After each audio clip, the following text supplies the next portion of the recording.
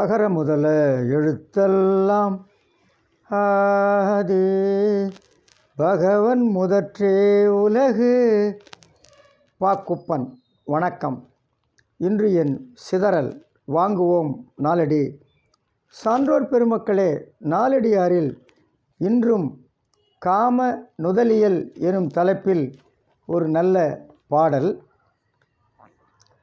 அரக்கு ஆம்பல் நாரும் வாய் அம்மருங்கிற்கு அன்னோ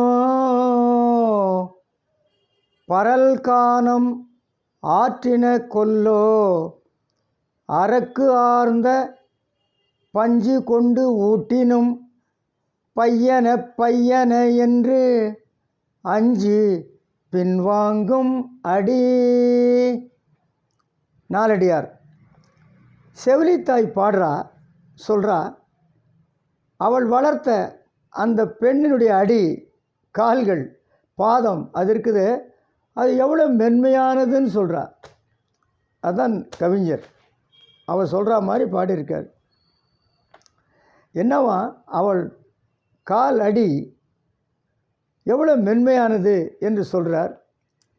சிறந்த ஆம்பல் போல மனம் கமழும் வாயையும் அழகிய இடையையும் உடைய என் மகளுக்கு முன்பு செந்நிறம் பொருந்திய பஞ்சு கொண்டு எழுதினாலும் மெல்ல மெல்ல என்று சொல்லிக்கொண்டு அஞ்சு பின்வாங்கும் மென்மையான அடிகள் இப்போது ஐயோ பருக்கை கற்களை உடைய காட்டு வழியை எப்படி பொறுத்தனவோ.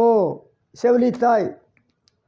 முன்னெல்லாம் அந்த செவிலித்தாய் பஞ்சு கொண்டு, நாம் சிவப்பு பஞ்சு கொண்டு காலில் பூசுகிறோம். நாம் இப்பொழுதெல்லாம் நாம் அழகிய தழையை கொண்டெல்லாம் பூசுகிறோம் கால்களில், கைகளில். அப்படி சங்க காலத்தில் செம்பஞ்சு கொண்டு கால்களில் எழுதுவாங்க அழகாக. பஞ்சு கொண்டு எழுதுனாலே அம்மா வலிக்குதுமா, அம்மா மெதுவாம்மா, எது பஞ்சு தொட்டா வலிக்குதுமா, மெதுவா மெதுவா என்று சொன்னால்னா அவளுடைய அடி, பாதம் அந்த பஞ்சை விட மென்மையானது. பஞ்சே அவளுக்கு முள்ளு மாதிரி குத்துதான். அப்படி சொன்ன என் மகள் இப்பொழுது காதலனோட போயிட்டா, காட்டு வழியில் போவாளாம்.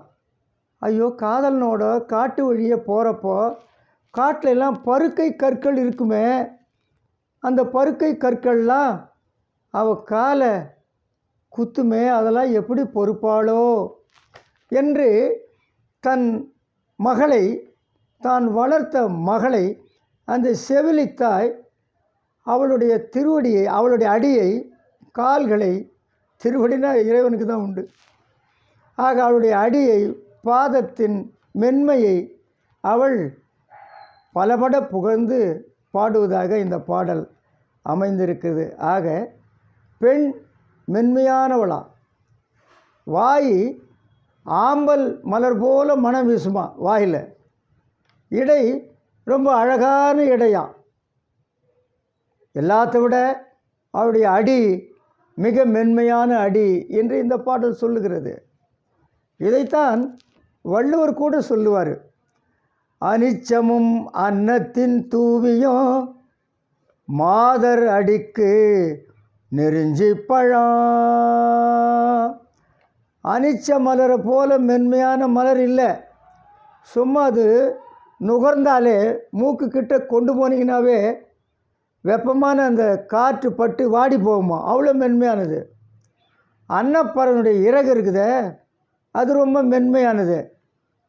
இந்த அனிச்ச மலரையும் அன்னப்பறனுடைய இறகையும் தரையில் பரப்பிட்டு அதுக்கு மேலே பெண்ணை நடக்க வச்சா அந்த பெண்ணு சொல்லுவாளாம், ஐயோ எனக்கு நெறிஞ்சு முள் குத்துதே, எனக்கு முள் குத்துற மாதிரி இருக்குதுன்னு சொல்லுவாள். எது? அன்னப்பறனுடைய இறகு ரொம்ப மென்மையாக இருக்கும், அனிச்ச மலர் மிக மென்மையாக இருக்கும். இந்த மென்மையான பொருள்களே அவளுடைய அடிக்கு நெறிஞ்சு முள்ளாம் வள்ளுவர். சான்றோர் பெருமக்களே, நன்றி, வணக்கம்.